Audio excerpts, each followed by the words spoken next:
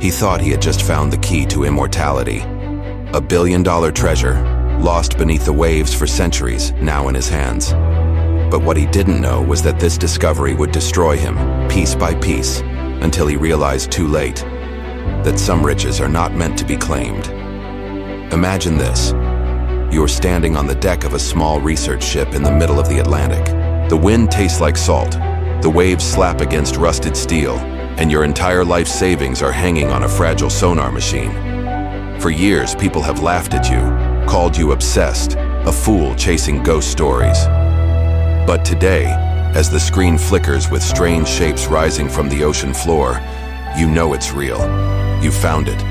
A Spanish galleon, fat with gold and silver, sunk by storms in the 1600s. Not just treasure, history itself, worth billions. Your hands are shaking, your breath catches. You've beaten time itself. But the ocean has a way of taking back what's hers.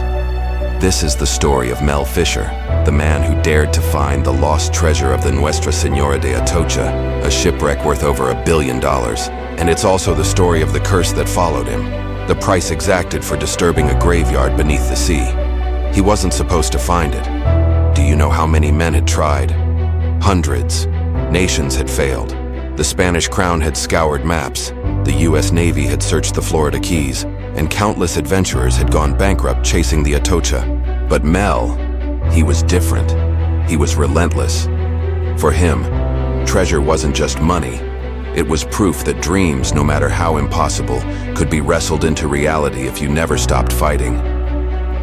For 16 years, Mel woke up every morning with one thought: today's the day. He said it so often that it became his prayer, his obsession, his war cry. But what they didn't know was, the sea was listening. The Atocha had sunk in 1622 during a hurricane carrying 40 tons of gold and silver, emeralds the size of grapes, and priceless artifacts meant for the coffers of the Spanish Empire. Hundreds of lives were lost. The ship became a tomb. And for centuries, whispers of a curse followed the story. Anyone who tried to claim the treasure would suffer tragedy. To Mel, that was just superstition, but he would learn otherwise. The first years of searching were brutal. His boats broke down, his crew mutinied, his investors pulled out, his children grew up sleeping on damp bunks, eating canned beans, and living a life of constant disappointment. People mocked him, saying he was chasing a fantasy. Newspapers called him delusional. Would you have given up? Most people would. But Mel didn't. He sold everything he had. He borrowed from strangers. He risked prison when Florida's government threatened to seize whatever he found. He gambled his entire family's future on a dream buried under sand. And then, tragedy struck.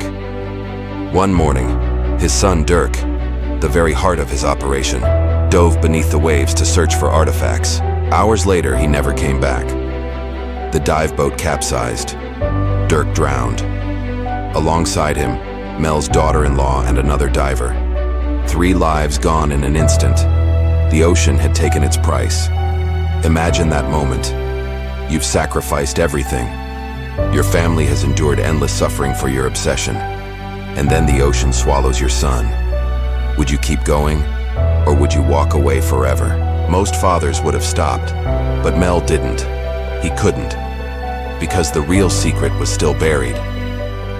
In 1985, after 16 years of heartbreak, the impossible happened. One of his divers brushed sand off a green glimmer on the seafloor, an emerald, then another, then gold bars, then silver coins, and then cannons, chains, the skeletal remains of the Atocha herself. They had found the ship. The haul was beyond imagination. 40 tons of treasure, worth more than $1 billion. Emeralds that shimmered with a light of their own. Chalices carved for kings. Coins minted before America even existed. It was the greatest treasure recovery in history. The world gasped. Newspapers called him the world's richest shipwreck hunter. Investors who had abandoned him came crawling back. Strangers begged to join his crew. Mel Fisher had beaten the ocean, or so he thought. But the real secret was still buried, and it wasn't treasure. Because even as he celebrated, Lawsuits rained down on him. The state of Florida claimed the treasure as their own. The federal government tried to seize it. Years of brutal legal battles followed. His fortune slipped away into courtrooms and lawyers' pockets. The curse was tightening, and what they found next changed everything.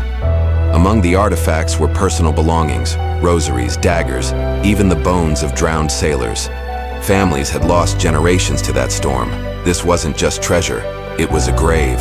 Survivors of the tragedy had once said the Atocha would never be found, that God himself had hidden it as punishment for greed. Suddenly, the emeralds in Mel's hands didn't feel like riches. They felt like teeth, like something watching. But Mel pressed on. He sold the treasure piece by piece, fought the lawsuits, and tried to rebuild what the ocean had taken. His name became legend in the world of shipwreck hunters. But behind the gold and glory, the losses never stopped haunting him. The most valuable part was still missing. Not all of the Atocha's treasure was found. Somewhere out there, beneath the shifting sands of the Keys, millions more in silver and emeralds still lie hidden. Divers continue to search to this day. Some vanish without a trace. Others surface with stories of strange malfunctions, freak storms, or eerie feelings in the deep. So was it really a curse? Or just the natural cost of chasing something so dangerous? What do you think? Was Mel Fisher a hero? Or a man who traded his family for fortune? The ocean never answered him. But maybe it answered in another way. Because after all the billions, after all the lawsuits, after all the pain, Mel died not with a crown, but with scars. The treasure still calls to those who listen. It whispers promises of gold, but hides the weight of bones. And somewhere beneath the waves, the Atocha still waits, daring the next dreamer to pay the price. So if you think the greatest treasures have already been claimed, if you think the ocean has no more secrets to reveal, you haven't been paying attention. Subscribe, and we'll see you on the next journey.